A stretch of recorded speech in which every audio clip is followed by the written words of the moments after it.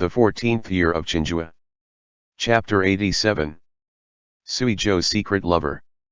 Even though he was talking about his neighbors, who exactly couldn't tell who he was referring to.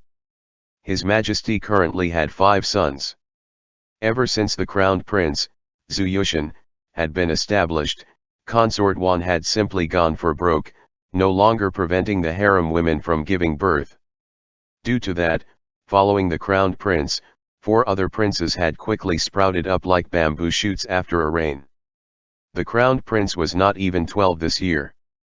Next to him was second Prince Zhu Yuyuan at 5 years old, and the youngest 2 were less than 2 years old. As could be seen, the emperor had never been infertile, quite the opposite, but since Consort Wan had been around, the harem women used to have repeated abortions. Were it not for Zhu Yushan's protection, today's circumstances might be different. Still, Consort Wan typically found the crowned prince objectionable. Even though she had never had children herself, she never wanted to see him ascend to the position of emperor, her candidate of choice being the second prince, born of Consort Shao. She had brought this up before the emperor several times, hoping that the crowned prince could be switched out. Li Zhizheng and Wan Tong's prompting for this was indispensable therein. Everyone knew that the crowned prince wasn't close to these people. When the emperor passed in the future, what tiny spots would they ever have to stand on? They, of course, wanted to swap him out for an emperor that would be easy to talk to and hold onto, so that they could continue to live grand lifestyles free of worries. It had been precisely because of their instigation that a rift had come up between the emperor and crowned prince before, which had ended with Tang Fan's idea of having the crowned prince go to the emperor himself and appeal to his emotion, thereafter temporarily staving off the crisis. Said event had passed through Wang Zhi and Huai'an's hands with extreme secrecy, meaning that Wan Tong had no idea that Tang Fan had intervened. His brooding over Tang Fan was merely owed to what happened to the Southside gang, and since he had just seen him help his mentor out, he deliberately made things hard for him in public to see how he would answer. He really didn't believe that this Tang Fan, who was alone with his spear and horse, would still dare to offend him in front of a crowd. Not a single person able to sit here was a moron, understanding him well at heart. They all set their searing gazes upon Tang Fan, some had schadenfreude, some were worried for him, and some were merely watching a good show. Sui Zhou appeared to be sitting in the same position he just had been, but no one noticed that his back was set extremely straight, nor that his expression had gotten a lot colder than before. He took his line of sight back from Wan Tong, then placed it upon Tang Fan. At this moment, he could certainly stand up and speak for Tang Fan, just like how Tang Fan had done for his mentor, but that would be equivalent to not trusting Tang Fan's abilities. The other was a man as well, and an extremely smart one. Tang Fan could resolve this incident entirely by himself. He wouldn't require anyone's help. Holding such a thought, Sui Zhou's fist slowly relaxed, but he had already jotted down this debt of Wan Tong's in his heart. Not everyone was like him, a wholehearted believer that Tang Fan would find a way. Qiu Jun was currently furious.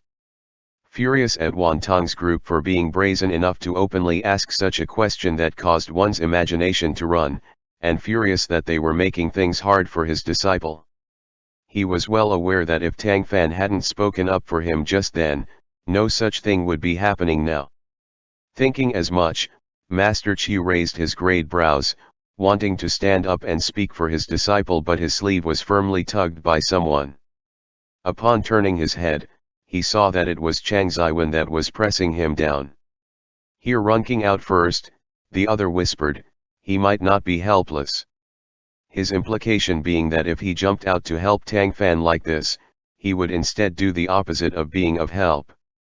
Qiu Jun scowled, having no choice but to force himself to suppress it and calmly watch the scene. It wasn't like there was no one else like him. Wang Ao also couldn't help but want to stand up for Tang Fan's injustice, but he, too, was held back by the slightly calmer Xie Qian. Tang Fan was seen to be calm and not panicking in any ways, his expression as usual, as if he hadn't heard any dark undertones to Wan Tong's words. I dare to ask, Commanding Officer Wan, You claim that the eldest is not filial nor virtuous, so how is he not filial and how is he not virtuous?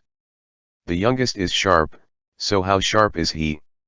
The eldest's mother died young, while no relatives that have been in contact with him have met good ends. Even his father is weak in health, nowadays. As he has negatively affected the fates of his guardians, he is naturally unfilial, and all of his neighbors say that he has no virtue. As for the youngest, he is 5 this year, his studies are no lesser than the eldest's. He incurs more of his father's fondness than the eldest, and he has superior talent in trade. The teachers instructing him all state that he will be more promising than the eldest in the future. Once everyone heard that, they thought, this was a bare allusion to the current crowned prince and second prince. Only consort Wan's brother would actually dare to say something like that so openly. Tang Fan raised his brows. There are 10 abominations of criminality in the country's law, and a lack of filial piety is one.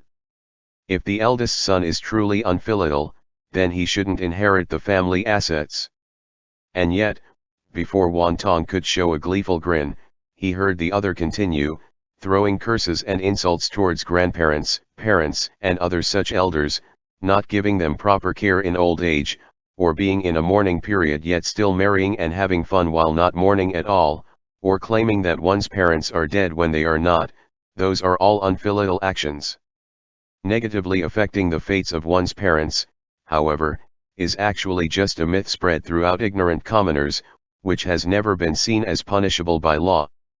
If you say that his father being ailed and mother being dead means that he affected their fates, then what would you say to the fact that the great ancestor was mourning both of his parents when he started out on his career, commanding officer Wan? Impetuous. You dare to say that the great ancestor brought death onto his parents by existing, someone unknown suddenly threw out. Wan Tong followed the sound to glare viciously at that imbecile. Even if the other party had intended to aid him, he knew that the second that came out, things had instead fallen right into Tang Fan's arms. Sure enough, Tang Fan smiled. I never said that the great ancestor did that.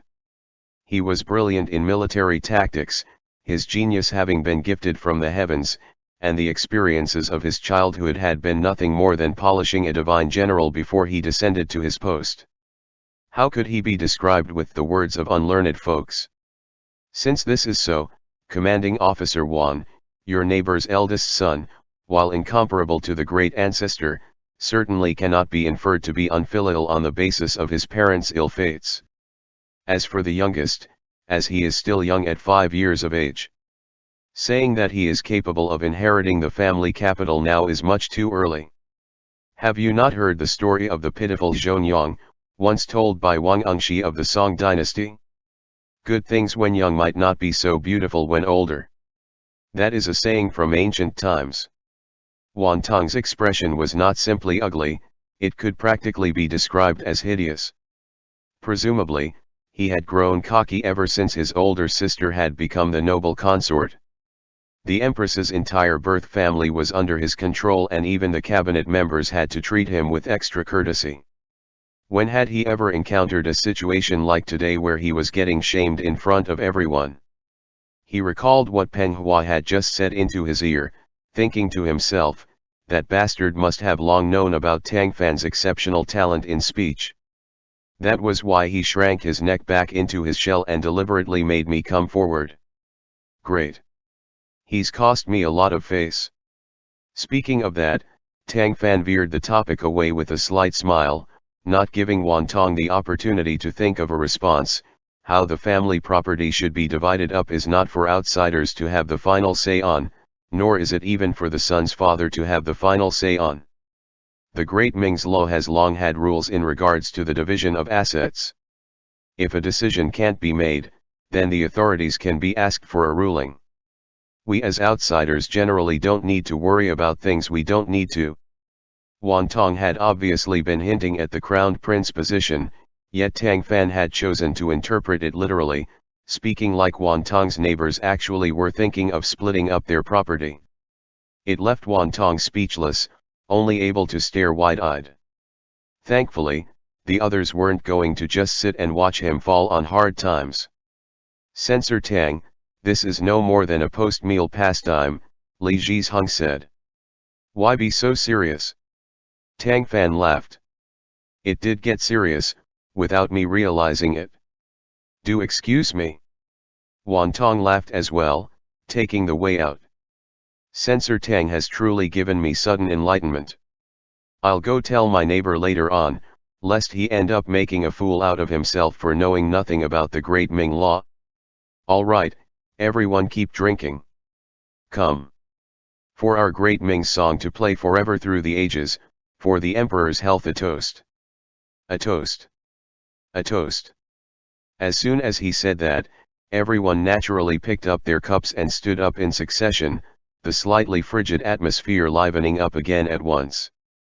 Those at Tang Fan's table all expressed their admiration for his courage to refute Wan Tong's prestige in public, Wang Ao especially whispering a word of praise to him. Wan Tong relying on his sister is the origin of his arrogance, Xie Qian chimed in. He doesn't even place importance upon the crowned prince, always conspiring with others to urge his majesty to depose him. What he said today was clearly a setup for the crowned prince and second prince, thereby making things hard for you. It's good that you adapted to the situation and didn't fall into his trap. On the contrary, your name will be making the rounds again. Tang Fan smiled a bit bitterly. Humans fear getting fame the same way pigs fear getting fattened up for the slaughter. That sort of fame, I'd prefer not to have. Xie Qian pat him on the shoulder. Misfortunes can lead to fortunes. Think about it, this could be a good thing. You became famous for that Xianghe County case and lots of people said that it was just a stroke of luck. Now that you've been so bold as to publicly express your own attitude, not cowering back out of timidity, that's enough to show your bravery. There will come a lot less criticism of your voice from now on. That's right, Runking. Later on, a fine reputation of you having the guts of a fighter and the heart of a poet might spread around in the bureaucracy, Wang Ao teased right after. Heckled to the point that he couldn't help but side-eye them, Tang Fan simply picked up his chopsticks and ate without saying another thing. He had offended Wan Tong regardless, so if he didn't scramble to have a big meal, how could he make up for the physical and mental strain of this expedition? Wan Tong had portrayed himself as being broad-minded on the scene, but once the banquet was finished with all the guests gone, and he'd had people shut the doors, he automatically became furious. Who does that punk think he is? A mere metropolitan censor. How dare he not take me seriously? Does he think that because he handled one insignificant case that got him known, no one can touch him? The people still present were all Wan Tong's cronies, so they were certain to not point fingers at him in the wake of his nostril-flaring rage. Master Wan doesn't need to get angry over someone like that, Li Zhizheng said with a smile. As I see it, this Tang Fan is just like the other censors of trifling fame. That scene just now gave him margin to show off, but all he has is a sharp mouth.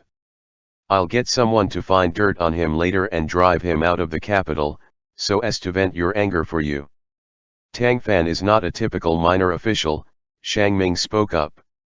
He has Suizhou to help speak for him and his relationship with Wang Zhi is pretty good. He himself is a censor, while the acting right capital censor is his mentor, and what do censors do? Bite whoever it is they want to bite, right? His rank is low, but to scorn him would not be easy.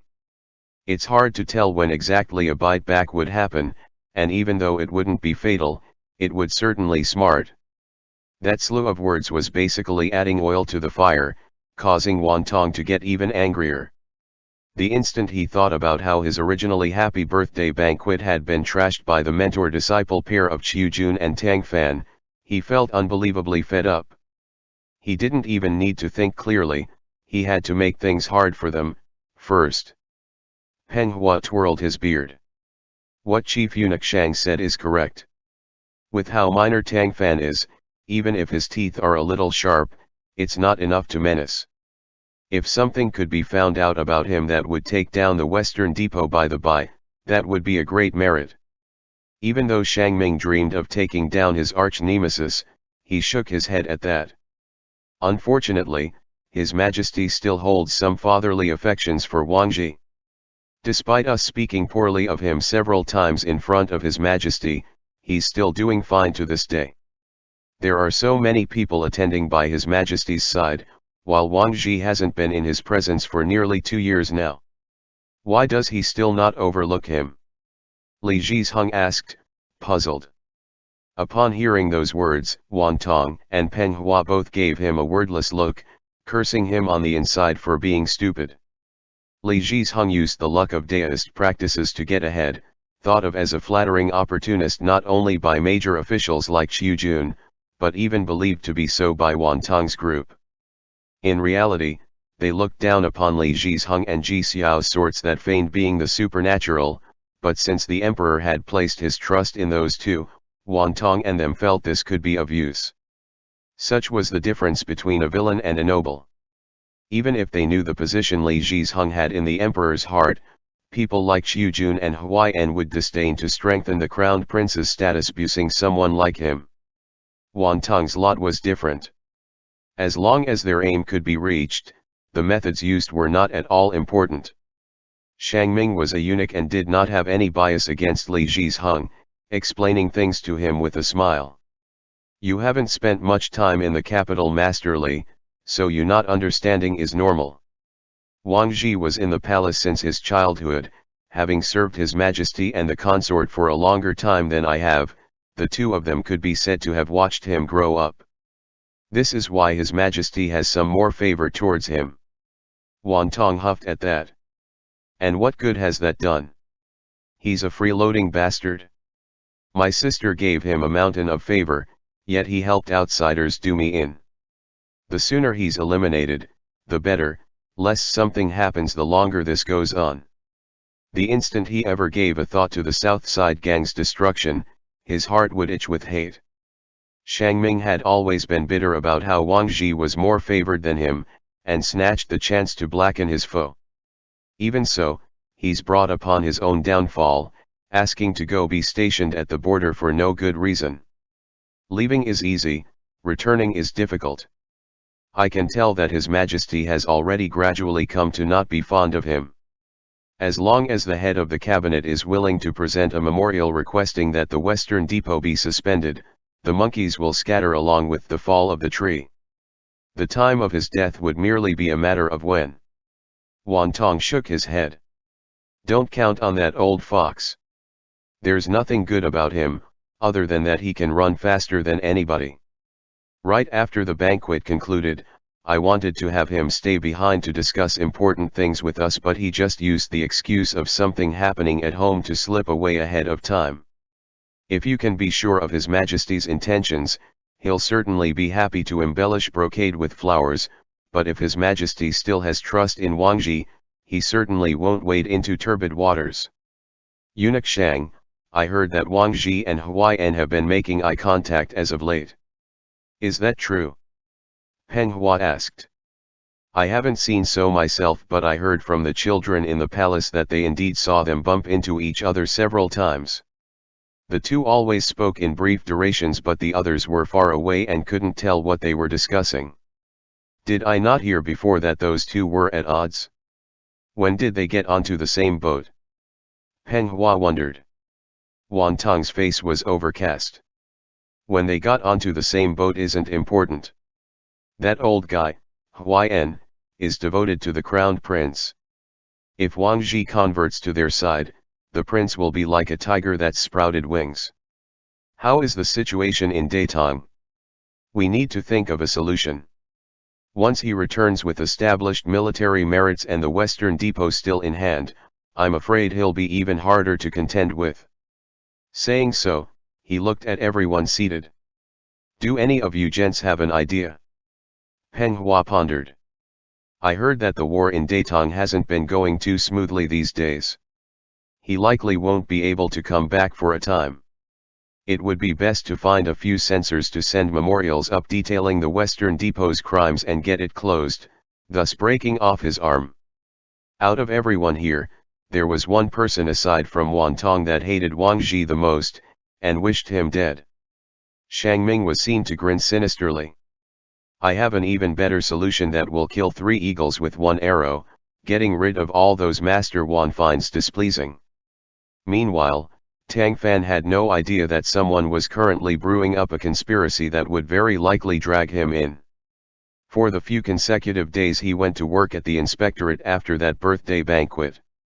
He always heard his colleagues talking about said banquet and about how Tang Fan had been there, first helping his mentor out of a bind, then wittily answering Wan Tong's question that had been purposefully trying to make things difficult for him.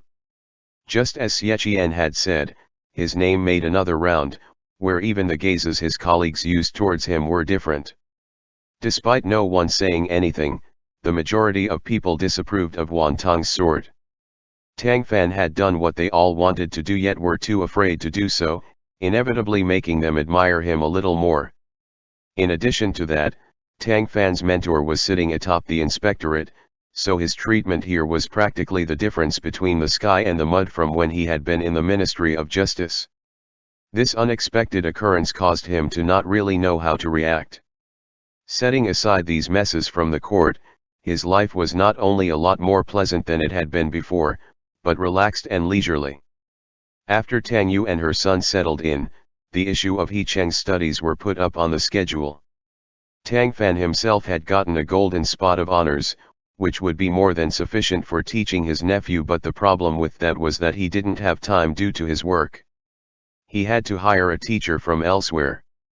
The tutor they found was a low-ranking provincial honorade. His scholarly merits were higher than He Lin's, but he lacked He Lin's aloofness. He was planning on staying in the capital until the next metropolitan exam, which he definitely needed money for. To be able to tutor the children of a large family was fairly honest work. After discussing with Tang Yu, Tang Fan let Mr. K stay, and bestowed him with ample remuneration so that he would tutor He Cheng alongside Dong. He Cheng was a child of gentle and meek personality that liked to study to begin with. However, Dong was of opinion that reading was bitter drudgery. Before He Cheng had come, there had been no one to compare to, so she had been able to muddle through it, considered passing given that she was able to read. Now that He Cheng was here as was a tutor, and her eldest sister was supervising, her escaping again naturally wouldn't be tolerated. Thankfully, Tang Fan and Tang Yu were not highly demanding of her. As long as she could write coherent and logical essays, that was fine. She wasn't like He Cheng, who was going to take exams for scholarly merits in the future. They were 10 times harsher in demanding things from him than they were from her. However, for the sake of getting rid of the temperament that He Cheng had developed at the He household so that he wouldn't turn into a pushover when he grew up, Tang Fan spoke with Suizhou to have him sent to the Northern Administrative Court Division's training grounds every 10 days, where he would follow the Jinyi way in doing squats and push-ups. How could He Cheng bear this? At the beginning, he would get teary-eyed when exercising, his pitifulness not needing to be stated. Tang Yu was endlessly distressed and quietly asked Tang Fan in private to exempt him from such torment. Tang Fan understood his sister's motherly feelings but still insisted upon his own idea. He explained the logic to her, comparing this to what had happened with He Lin. That man's life since childhood had been too smooth sailing and lacking in wedding, resulting in him suddenly suffering a single setback that he was unable to recover from. Hearing this, Tang Yu thought it over for a long while, then steeled herself to not ask any more. For a little lady like Dong that loved to practice martial arts, the training grounds couldn't be more suitable a place. She was ultimately too young to exercise together with the adults, yet the intensity of her practice was already much higher than He Cheng's. Having his young aunt as an example to compare to, his competitive heart was aroused, and sometimes, when he wasn't at the training grounds, he would punch out a set of moves in the courtyard at dawn, day after day. Not only was his body gradually growing due to the workout, but even his complexion and spirits were an unknown amount of times better than they had been at the He residence. Seeing this, Tang Fan was happy at heart, feeling all the more that bringing his sister away with him had absolutely been the correct decision. While in the capital, aside from being busy with her business, Tang Yu was actually not lonely. Soon after their return here, Yan Li had quickly gotten his 3 letters and 6 rites prepared, and the 8th miss he had married over and crossed the threshold, both of them living a life of harmony. The 8th miss of the He family had no other relatives in the capital aside from Tang Yu. The 2 ladies of formerly mediocre relationship became close thereafter. Tang Yu discovered that the 8th miss He was actually an entertaining young woman. In the presence of the He patriarch and his first wife, she had seemed docile and meek, but in private, she was bold, outspoken, and had a good rein on her husband. The instant she married into the Yan household, she had trained him into obedience and he listened to her every word. Having a woman to take care of things in the home ultimately made life different. This went for the 8th miss He to Yan Li, and Tang Yu to Tang Fan. Although she did not live with Suizhou and Tang Fan, the 2 homes were close to the point that they couldn't get any closer. Tang Yu had hired 2 maids to help with some miscellaneous chores as well as go to the neighboring home to clean every day, and made clothes and socks for Tang Fan herself. She didn't neglect Suizhou and Dong, of course. Sister Tang's needlework was excellent, and from there on out, the 3 had new clothes that contained the fervent kindness of their elder sister, with Dong's own craftsmanship getting better under her tutelage. Personally, Tang Fan much preferred to live this peaceful life over being famous or winning over whoever. It was simple, but warm and blessed enough. When facing his family, he didn't need to deliberate over his wording, think about how to respond, or calculate the changes in others' hearts at all. Only by staying at their side would he be completely relaxed. It was a feeling that only these few people could give him in all the world. Today was a day of rest. He went out to visit friends during the day, had dinner at that friend's home while he was at it, and returned home once the bright moon was hung up high.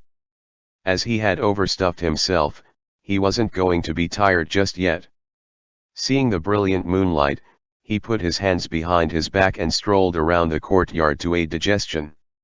Owing to the store being quite bustling these days, Qian San'er was rising early every day, then simply spending the night in the back of the shop. There were beds and blankets there and it wasn't cramped, in any case. Lacking the gabber coming out of his mouth in the ears and not having Suizhou back yet, Tang Fan felt a little bored, thinking that he might as well go to bed. Right as he turned around with the intent to head in, he heard a burst of footsteps and talking coming in from outside. The courtyard gate was pushed open quickly. Following that, 3 people walking inside. To be more precise, it was 2 people helping one walk on either of his sides. The head of the man in the middle was listing, his feet staggering. Was that not Count Sui? Because the other hadn't yet come home, the courtyard's gate hadn't been locked. Tang Fan turned his head, then suffered a fright upon seeing him, hurriedly stepping forward to help support him. Upon noticing that the 2 that had brought him back had unfamiliar faces, he couldn't help but ask, "Many thanks for bringing Guangchuan back, you too. How did he get like this?" The 2 exchanged a look, clearly having not expected that someone like this would be in Suizhou's house. As Tang Fan didn't appear to be a servant, he might be his brother or something, so they answered, "He drank too much at the banquet. The commanding envoy told us to send him home." While they spoke, Suizhou appeared to want to keep going forward, but his knees went soft, pitching him straight forward. Tang Fan quickly held his figure up by the shoulders, but the 2's strength had never been on the same level. He ended up stumbling to the side while carrying him. Nevertheless, Suizhou was seen to wrap his arms around Tang Fan, the full body scent of alcohol attacking the face. All on his own, he used his nose and mouth to nuzzle against and sniff the other man, calling out the name Miss Ching as he did so. This harried look of having alcohol get to his head was wildly different from his typical cold and self-restrained conduct. While Tang Fan was confused over what mystical person this Miss Ching was, he held him back to avoid him making a fool out of himself in front of his 2 subordinates. "Miss Ching, man, let's go back to the bedroom. You said you would during the day, I want." Burning hot, ambiguous breath puffed onto Tang Fan's ear. He wasn't sure if it was the wine smell or hot breath, but his ear warmed up slightly. He couldn't resist taking a step back, yet he also couldn't push away the other's iron ring-like strength, still firmly hooked. Seeing this, the other two thought of how the Jinyi commander usually affected being incomparably aloof before others, yet was unexpectedly a lustful one in private, his true form coming to light after a short bout of drinking. This Miss Jing had to be his pretty concubine, though. He had now taken hold of his brother to randomly call him that. How utterly ridiculous.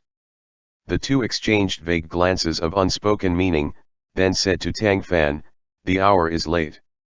We won't disturb his rest, sir. We will take our leave." Unable to break free of Sui Zhou's embrace, Tang Fan smiled bitterly, gave them a few words of pleasantries, saw them off with his eyes, then dragged his oversized baggage over to the door so he could bolt it, only helping him into the bedroom afterwards. In Sui Zhou's room, right when he tried to help him onto the bed, the other suddenly used his arm strength to flip him right over, pressing him down on his back. Master Tang sighed. "How long are you going to pretend for?" The one on top of him paused in his actions. "How could you tell?" "Because I get you, of course," Tang Fan replied with a laugh. "But what was all that about?" "After Wan Tong's return, he's always been trying to reconsolidate his forces.